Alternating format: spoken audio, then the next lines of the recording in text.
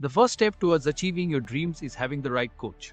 Get the best education with Arch Ocean and make your JEE mains be Arch and Nata dreams come true. Download the app now.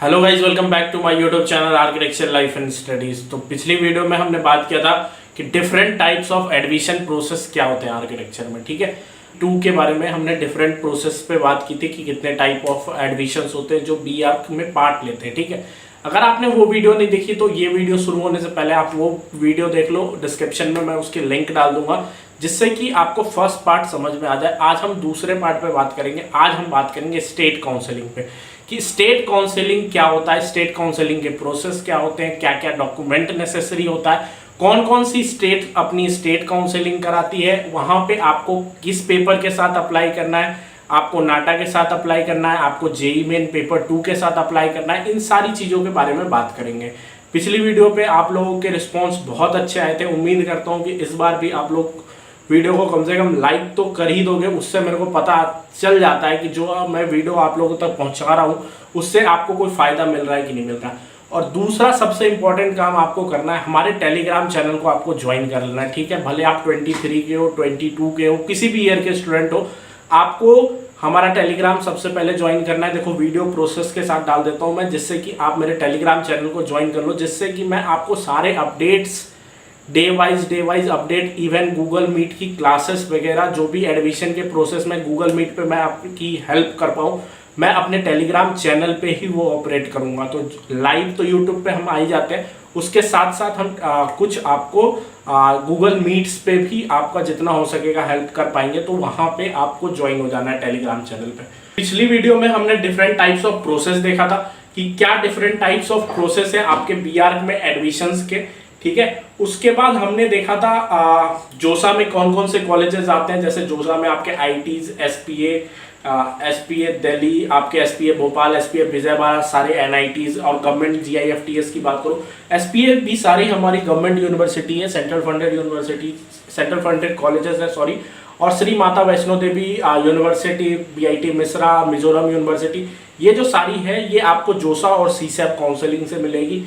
और हमने कुछ Maharashtra counselling के top colleges को डाला था और कुछ हरियाणा काउंसलिंग के टॉप कॉलेजेस को भी हमने डाला था। 2 काउंसलिंग का हमने पिछली वीडियो में बात किया था और कितने स्टेट्स हैं जो अपनी स्टेट काउंसलिंग कराते हैं, हमने वो भी आपको दिखाया था। तो एक बार फिर से यहीं से शुरू करते हैं। ठीक है, पार्ट 2 का।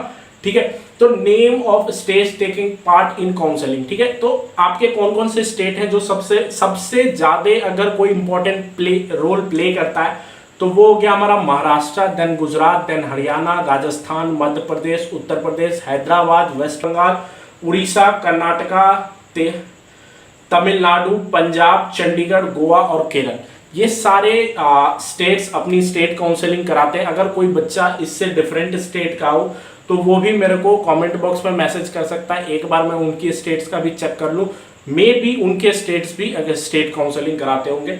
लेकिन अभी तक जितना मेरे को नॉलेज है ये सारे स्टेट्स अपनी स्टेट काउंसलिंग कराते हैं बैचलर ऑफ आर्किटेक्चर का।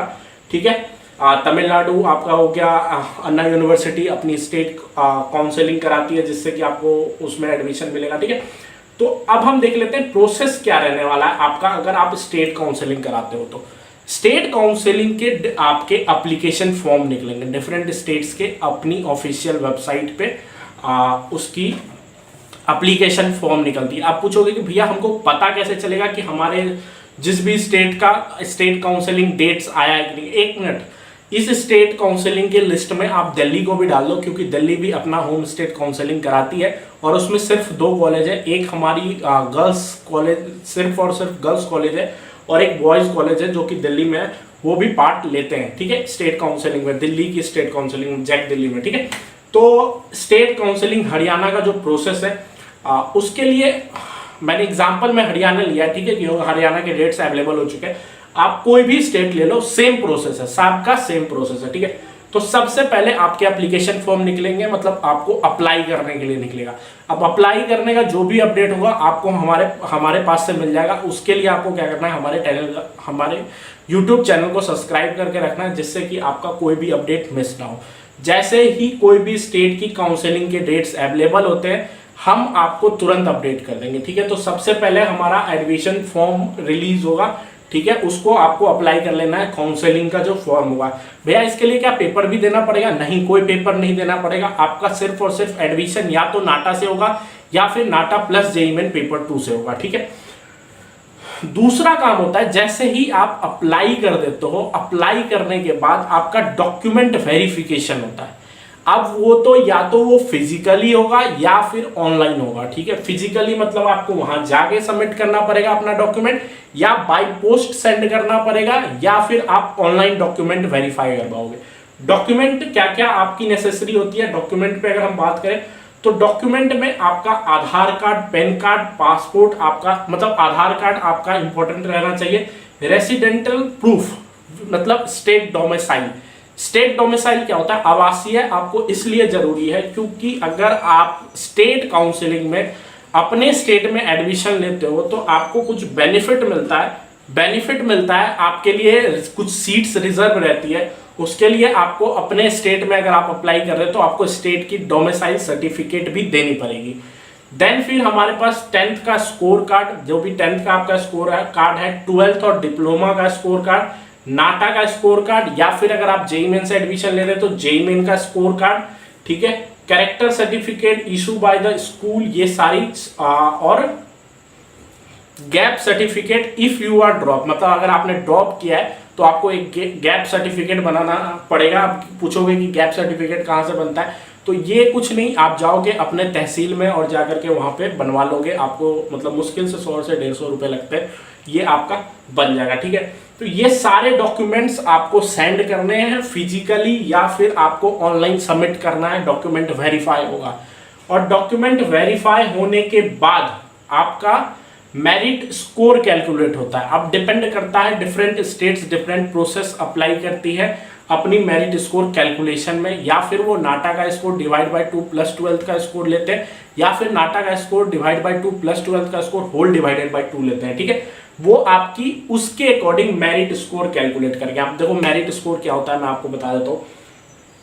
मान के चलो कि मेरे को आया 30, मेरी मेरिट स्कोर 30 है, मेरे फ्रेंड की मेरे स्कोर 40 है, एक और दोस्त है मेरा, उसका मेरिट स्कोर 50 है, ठीक है। मैंने अपना कम रखा है, ठीक है। तो अगर जो मेरिट रैंक बनेगी, क्योंकि मेरिट लिस्ट बनती है, ठीक है, मेरिट लिस्ट, उसके बाद मेरिट लिस्ट बनती है, हर बच्चे का स्कोर रखा जाता है एक जगह पे, और उसमें जिसका ज्यादा मार्क्स होगा उसको रैंक 1 प्रोवाइड किया जाता है, देन फिर रैंक 2, क्योंकि इसी मेरिट स्कोर के हेल्प से आपके मेरिट रैंक बनते हैं, और हर बच्चे को अपना एक मेरिट रैंक दिया जाता है हर एक डिफरेंट स्टेट काउंसलिंग में, ठीक है। अब उसके बाद क्या होता है, उसके बाद आपके कट ऑफ्स रिलीज किए जाते हैं डिफरेंट स्टेट की, जो भी आप जहां भी अप्लाई कर रहे हो वहां पे आपके कट ऑफ्स रिलीज किए जाते हैं। आप कट ऑफ जिस भी कॉलेज के डिफरेंट, उससे पहले आपके एक बार चॉइस फिलिंग होती है। चॉइस फिलिंग क्या होती है कि जैसे ही हमने अप्लाई कर दिया, मेरिट रैंक बन गया, रैंक बनने के बाद आपको चॉइस फिलिंग करनी होती है। आपको एक प्रेफरेंस ऑर्डर डालना पड़ता है कि हम कौन से कॉलेज को ऊपर रखते हैं, कौन से कॉलेज को नीचे रखते हैं। उसके बाद आपके डिफरेंट कट ऑफ्स रिलीज होते हैं। कट ऑफ रिलीज होने के बाद आपके एडमिशन, वहां पे आपको कांटेक्ट करना पड़ता है। एक एडमिशन की अमाउंट होती है, एक सर्टेन अमाउंट्स होती है, वो आपको वहां पे जाकर के पे करना पड़ता है, या फिर कॉलेजेस में जाकर के आपको पे कर। हर मेरिट रैंक आते हैं तो उसके बाद आपको चॉइस फिलिंग करनी पड़ती है अपने मेरिट रैंक के अकॉर्डिंग, ठीक है। ये बात मैंने आपको पहले ही बता दिया, ठीक है। ये सारी चीजें आपको करनी होती है। देन फिर आपको अप्लाई, और फिर वहां पे कॉलेज में भी जाकर के आपको एक बार अपना डॉक्यूमेंट वेरीफाई करना पड़ता है, वो करवाना पड़ता है, और जो भी सर्टेन अमाउंट ऑफ फीस है वो आपको पेड करनी पड़ती है, ठीक है। ये